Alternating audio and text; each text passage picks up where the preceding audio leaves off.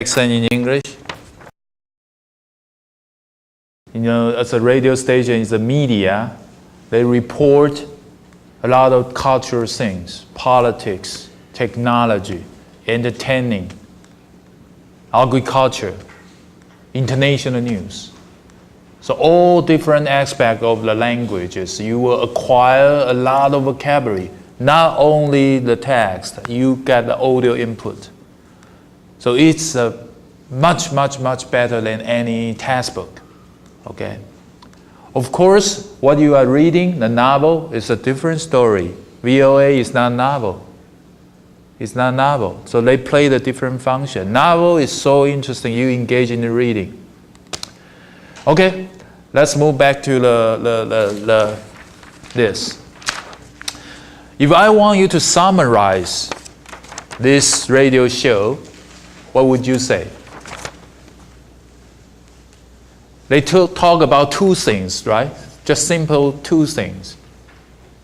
The first, the function of singing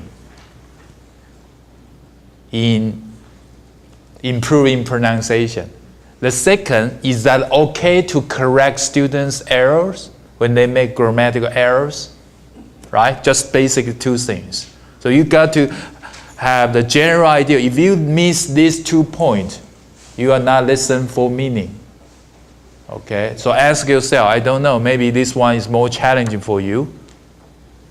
Maybe you cannot understand everything, but if you can catch these two basic ideas, I think that's brilliant. That's not easy already. Okay? And if you find this audio is still very difficult, don't feel sad about that. That's not easy. Yes, because they speak very fast, right? Very faster, maybe 2 times faster than AJ. It is a normal, authentic English. It's not some people edit it out. No, they are native speakers. They talk to each other in a native way. But if you can understand 50, 60%, I will give you a big hand. Wonderful. You have improved a lot. A lot. Okay, now let's discuss a little bit about this. From the second line, Linda was with us last week to answer a question from an online English teacher in Manila. It has to do with means something about. Sometimes I say, this is nothing to do with, 跟什么没有关系. So it's a phrase. If something say it has to do with, 就是 it is about something. It has to do with accent reduction. But it got us to wonder what students who have no understanding of the English sound system can do on their own to improve their pronunciation.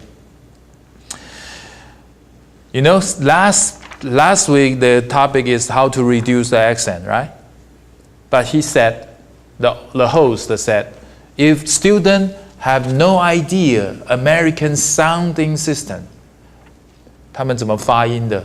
How do they help? How do they help themselves on their own? On their own means not by a teacher's help, they can improve by themselves, on their own, 自己. So Linda said, there are a couple of things you can do. So you hear very different pitch because that's a female voice, right? There's a couple of things you can do. And how successful you are depends to some extent, to some degree, on how good your ear is. That's true. If you have a good ear, you improve very fast. But you know, good ear is not not a gift. Everybody can be trained, have a good ear. You don't have a good ear yet, just because you don't listen a lot. You never listen that. Of course, you don't have a good ear. Okay, next. But one thing that is really helpful is singing. It's very interesting.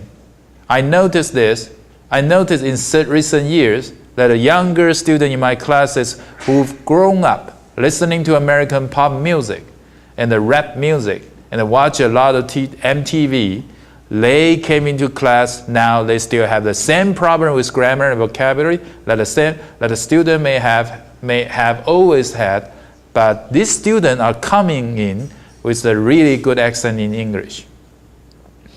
And they tell me that it's a result of the fact that they have grown up listening to American music. So yeah, spend time listening to American music. I think she wants to deliver a message, the importance of the listening. I already mentioned that your speaking abilities from listening, right? But more specifically, she said, listen to something, people singing, it's still a kind of listening, but in a fun way. Why music has a function?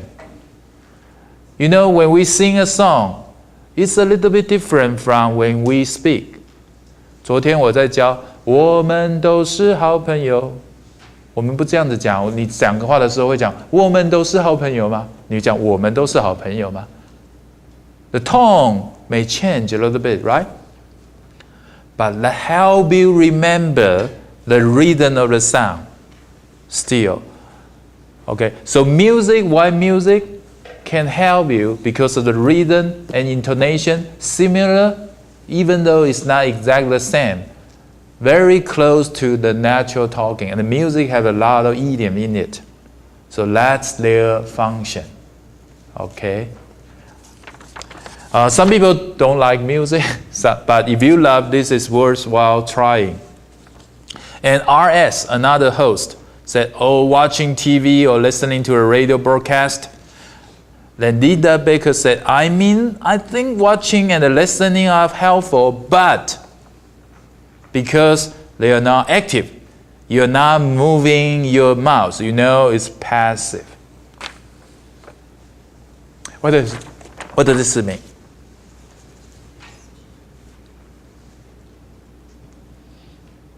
She said, watching, listening radio, it's passive. What is passive? Passive, the opposite of passive is just active. When you're active, what does that mean? When you go to English Corner, you have something to say. You just say it. You active, pronounce, generate output, right? But you passive, you just sit there, you just listen. That's passive. Okay, this is what she said. She obviously thinks that active will generate more content, will more helpful, right? But I have a different opinion. Active, to my knowledge, sometimes is very, very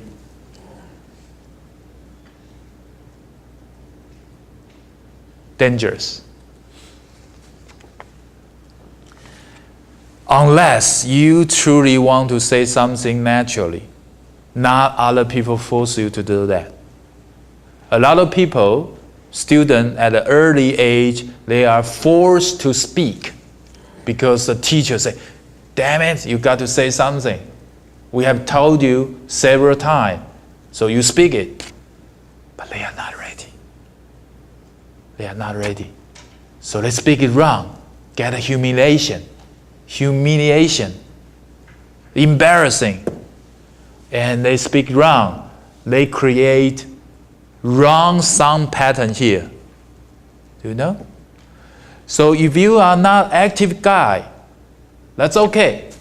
Just passive listening, I'm sure that helps you a lot. Do you know what I mean? My opinion a little bit different from Linda Baker. Linda Baker said, okay, singing, active singing is good. I agree with that, only if some people really love singing. But if you don't like this approach,